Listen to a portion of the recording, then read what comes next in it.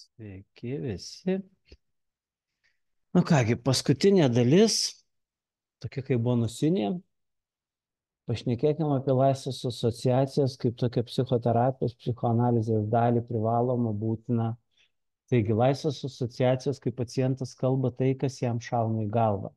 Tai sąmonės turinio raiška be cenzūros, kaip priemonė pasiekti nesąmoningus procesus, represuotų prisiminimų fragmentus. Klasikinėje psichoanalizėje vyraujantis klinikinės medžiagos perdavimo būdas ir yra paciento bandymas laisvai kalbėti.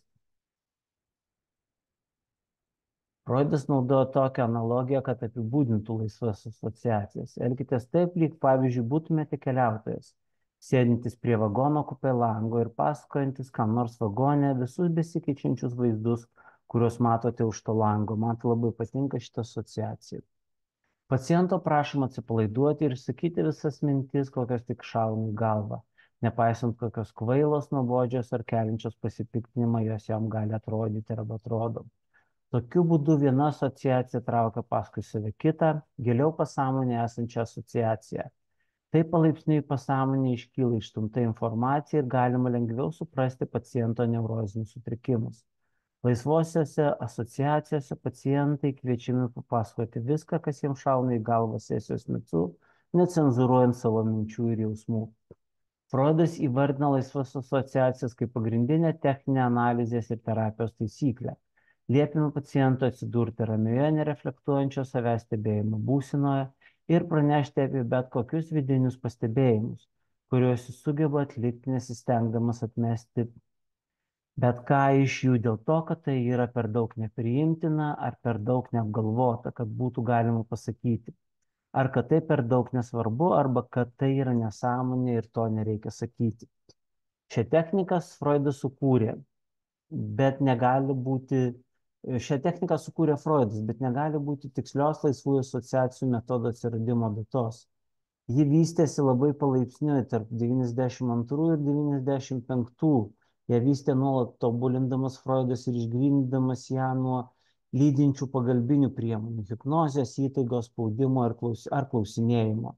Freudas tą metodą apibūdino laisvų asociacijų svarba ta, kad pacientai kalbėtų už save, o ne kartotų analitiko mintis. Jie dirba remdamiesi savo medžiagą, o neskleidžia kitų pasiūlymus ir matymus. Pirmasis laisvasis asociacijos pradėjo išvis tyrinėti net Freudas Wundtas. Freudas pritaikė šį metodą pastebėjęs, kad asocijuojant apie įvairius sapnų vaizdinius galima atskleisti slaptąsias sapno mintis, tai yra jį išanalizuoti. Freudas sukūrė šią techniką kaip alternatyvą hipnozei, nes pastarąją suveikia kaip klaidą, o pacientai galėjo suvokti svarbiausius prisiminimus, būdami visiškai sąmoningi.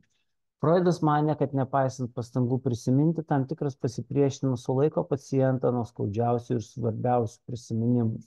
Šią techniką paskatino patirtis jo su Miss Elizabeth 92 metais, viena iš pirmųjų jo klienčių, protestavusią prieš jos minčių srauto pertraukimus, kurią Jonas apibūdino kaip vieną iš daugybės pavyzdžių, kai pacientė papildo gydytojo darbą. Kai ji buvo beveik atsibudusi po transo, Freudas paprašė jos pagulėti ant kušetės, kol jis palaikys ranką jai ant kaktos ir papasakoti, nuo ko prasidėjo jos negalavimai. Vėliau jis pastebėjo, kad rankos laikymas ant paciento kaktos ir prašymas prisiminti įvykius su simptomų pradžia yra kur kas efektyvesnis nei hipnozė. Freudas pradėjo taikyti šį metodą, paguldydamas pacientą ant kušetės ir prašydamas, kad jis papasakotų viską, kas jam šauna į galvą. O taip gimė laisvosios asociacijos kaip viena iš bazinių pagrindinių dalykų.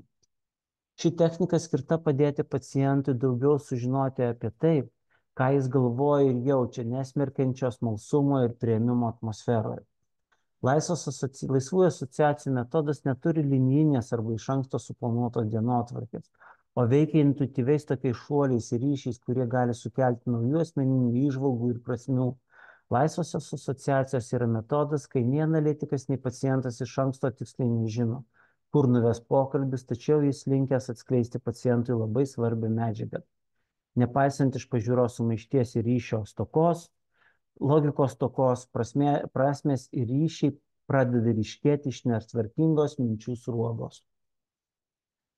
Laisvų asociacijų tikslas yra ne atskleisti konkrečius atsakymus ar prisiminimus, o paskatinti bendro atradimo kelionę, kuri gali pagerinti paciento minties, jausmų, veiksmų laisvę bei savarankiškumą. Būtent laisvosios asociacijos yra raktas į draudžiamą ar uždraustą norą pasiekti nesąmoningą emocinę atmintį. Ligonis nepagydomas laisvai bendraujant. Ligonis nepagydomas laisvai bendraujant, jis pagydomas tada, kai gali laisvai bendrauti. Tai skamba. 20-ojo amžiaus pabaigoje iš viso analitikai mano, kad laisvų asociacijų procesas neįsigalios tol, kol nebus atlikta analizė. Tiesą sakant, kai kurie mano, kad tikrų laisvų asociacijų atsiradimas yra signalas nutraukti analizę, baigti ją.